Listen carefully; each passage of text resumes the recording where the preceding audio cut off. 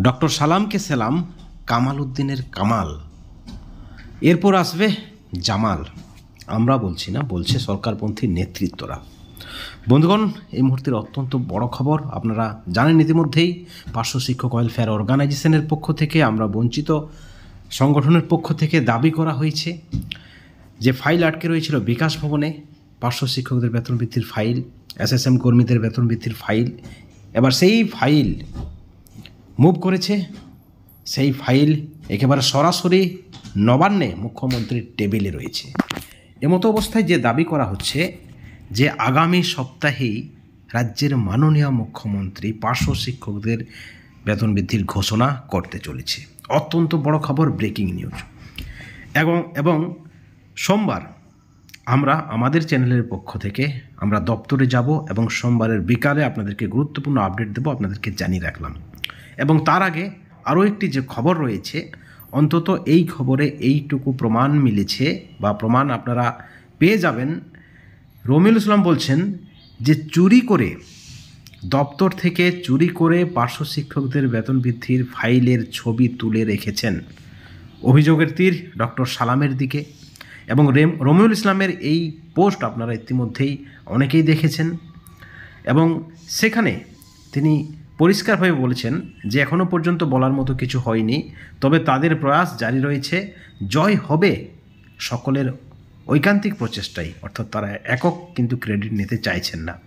এবং একই সঙ্গে যারা সাধারণ পার্শ্ব শিক্ষক রয়েছে তাদেরও দাবি, সকল সংগঠনের যদি উদ্দেশ্য এক হয়, সকল নেতৃত্বের যদি উদ্দেশ্য এক হয়, দীর্ঘদিনের বঞ্চনার অবসান, পার্শ্ব শিক্ষকদের, এসএসকেদের, শিক্ষাবন্ধুদের, সমগ্র শিক্ষা মিশনের কর্মীদের, তাহলে নেতৃত্বদের মধ্যে এত বিভেদ কেন, এই লড়াই কেন, বিতর্ক কেন? ঠিক এই পরিপ্রেক্ষিতে রমিউল ইসলাম বলছেন যে কারো মিথ্যা কথাই আপনারা ভুলবেন না, তারিখ পে তারিখে কোনো কান দেবেন না। এগুলি সব গুজব, অর্থাৎ পরিষ্কার বার্তা যে চুরি করে শুধুমাত্র খবর পাচার করা হচ্ছে। যখন হবে তার ঘোষণা, তারিখ একমাত্র বলতে পারবেন শুধুমাত্র সরকারের মাননীয় মুখ্যমন্ত্রী ও মাননীয় শিক্ষামন্ত্রী।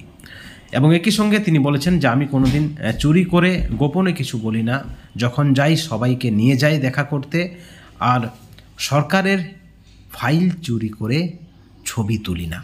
অর্থাৎ চুরি করে সরকারি ফাইল নিয়ে ছবি তুলে নয়, যেদিন আমি দেখা করি সকলকে সঙ্গে নিয়ে যাই। অর্থাৎ এই বার্তার মধ্যে একটা পরিষ্কার ইঙ্গিত রয়েছে, অন্তত পার্শ্ব শিক্ষকদের, সমগ্র শিক্ষা মিশনের কর্মীদের বেতন বৃদ্ধির ফাইল রয়েছে। এবং সেই সঙ্গে তিনি আরও কটাক্ষ করেছেন ডক্টর সালামকে, মামরে তুই বড় বাচাল। এবং একই সঙ্গে বলেছেন রাজ্যের পার্শ্ব শিক্ষকদের সোনা কোথায় কান দিতে নেই এবং পরপুরুষ মরলে কানতে নেই। রাজ্যের পার্শ্ব শিক্ষকদের একটাই বার্তা দিলেন যে শুধু রাজ্যের মাননীয় মুখ্যমন্ত্রী ছাড়া কেউ তারিখ জানে না।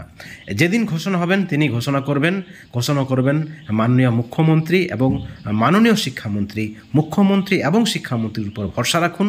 কিন্তু তার আগে এই যে বিকাশ ভবনে কোনো আধিকারিকের কাছে ফাইল আটকে ছিল, সেই ফাইল ইতিমধ্যে মুভ করা হয়েছে, ফাইল নবান্নে রয়েছে।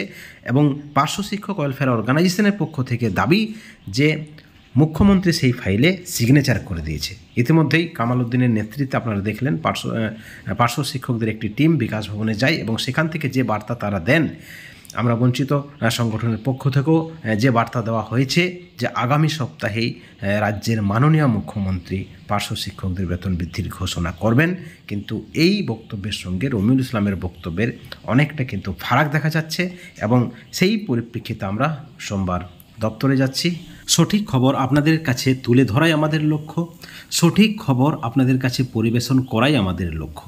যখন একদিকে ডক্টর আব্দুল সালাম বলছেন যে সব কিছু রেডি রয়েছে, সব কিছু রেডি রয়েছে, মুখ্যমন্ত্রীর সই রয়েছে, যে কোনো সময় ঘোষণা, এমনকি আগামী সপ্তাহেই রাজ্যের মাননীয় মুখ্যমন্ত্রী বেতন বৃদ্ধির ঘোষণা করবেন, ঠিক অপরদিকে রমিউল ইসলাম বলছেন আপনারা শুধুমাত্র শিক্ষামন্ত্রী এবং মুখ্যমন্ত্রীর উপর ভরসা রাখুন। অবশ্যই কোন নেতৃত্ব সঠিক বলছেন, কোন সংগঠন সঠিক বলছেন, অবশ্যই আপনাদের কাছে আমরা তুলে ধরব। আপনারা অবশ্যই আমাদের চ্যানেলে নজর রাখবেন। প্রত্যেকটা বিষয়ের দিকে আমাদের নজর রয়েছে, প্রত্যেকটা আপডেট আপনারা এই চ্যানেলে পাবেন। এই ভিডিওর পরিপ্রেক্ষিতে আপনাদের যদি কোনো মতামত থাকে, কোনো প্রতিক্রিয়া থাকে, আপনারা আমাদের চ্যানেলের কমেন্ট সেকশনে কমেন্ট করে জানাবেন। ভালো থাকবেন, সুস্থ থাকবেন। Thank you.